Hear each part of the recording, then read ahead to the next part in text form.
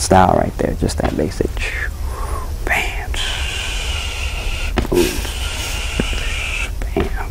That's the first style. The second one is popping, which is like the comes after the robot, which is the muscle tensing. So when we did the robot, we used to tense our muscles and stop. What we do now is it's like a harder robot. So we tense our muscles harder and we hit to the beat of the music. So it's like an animated stop motion. Bam, bam, bam, bam, bam, bam, bam, bam, bam, bam, bam. And you go faster and faster. Then it becomes what we call cartooning or animating, because we take it from the form of when they used to draw the cartoons and they would do the flip book animation. That's where it comes from. You know, stop animation, every frame, back. And then the last dance is actually locking, which was originally the first dance in 1970. So it had a lot to do with foot movement, getting your groove, doing your groove, bam. And then you would hit what's called wrist roll, and then you do what's called Uncle Sam's points, and then the lock. And that was taken from the robot, the Funky Chicken, and you just locked it. Whack, whack, whack, whack. A lot of personality, a lot of finesse, a lot of style. You can mix it with jazz and everything. So it's a really finesseful, quick, fun dance to do. And it gets like a lot funner, but I have a lot of space and a lot of time. But if you guys come to the class, you can see what it's all about. Carlos knows, Bree knows, everybody knows. Fantastic, Thank you. fantastic. Thank you. Well, now, I'm not going to put you on the spot, Carlos. Don't worry, I'm not going to ask you. All right, well, now it's your turn, so go ahead.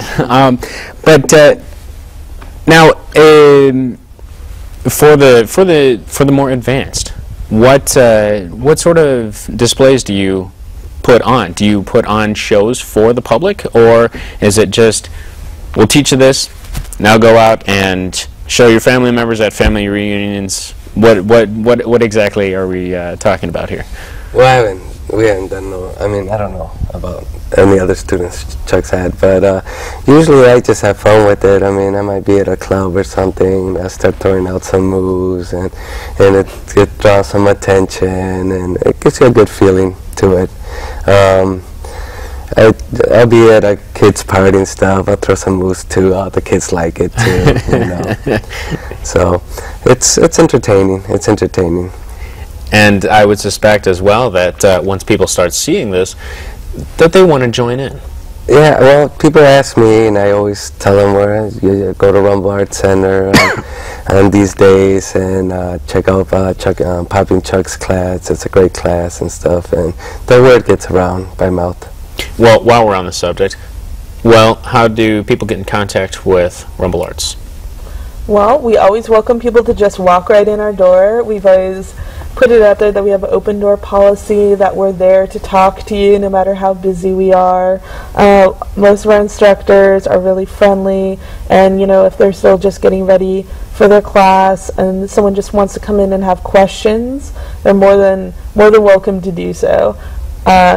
We're at 3413 West North Avenue in Humboldt Park. That's right at North Avenue and Kimball, just a little bit west of Humboldt Park itself. But you can always give us a call at 773-278-4441, usually around 12 to 8 p.m., and we're closed on Fridays. And whoever is the staff member there will be happy to talk to you, or we answer emails every day at rumblearts@gmail.com. Now, you did say that it is a pretty big space. Mm-hmm. Now, what happens if I have some art pieces that I would like to show? Am I able to rent out a space and show? Yeah, absolutely. We have been really trying to, now that we've had the space, actually fixed up. We only had the second floor for a long time, but now we've made the main floor really beautiful with hardwood floors, a full kitchen attached to it. We have artists that can have art shows there, and that can be our instructors. Maybe we're going to have an event there and put our own work up. But, you know, maybe someone is just in the neighborhood and wants to go and have a place to display their work and to have an opening event. We're very open to that. We're open also to meetings, parties, fundraisers, all different kinds of art shows. We had a really amazing benefit for Haiti a few weeks ago by one of our spoken word teachers organized it, and it was very, very powerful and moving, and you could hear it all throughout the building, and there was singing, and you know, we try really hard to welcome people who share a sort of vision of community, of multiculturalism, of art and creativity, and you know, valuing your neighborhood and not necessarily thinking the art is something that's only made in galleries in New York, that things that people do in our art classes are valuable and important too, and just as worthy of having a place to be shown. But you know, we're also open to people who just need the space. You know, that's something that is a scarce commodity sometimes, and we want people to be able to access that, you know, in their own neighborhood. And you know, for parties, maybe a children's birthday party, maybe they're going to ask one of our instructors to go and teach for it. That's happened before. You know, we've had people who want to go and have their wedding reception at the center because there are two young artists getting married, and we try to be there for all the fun ideas that people come up with. Fantastic. Well, one last thing.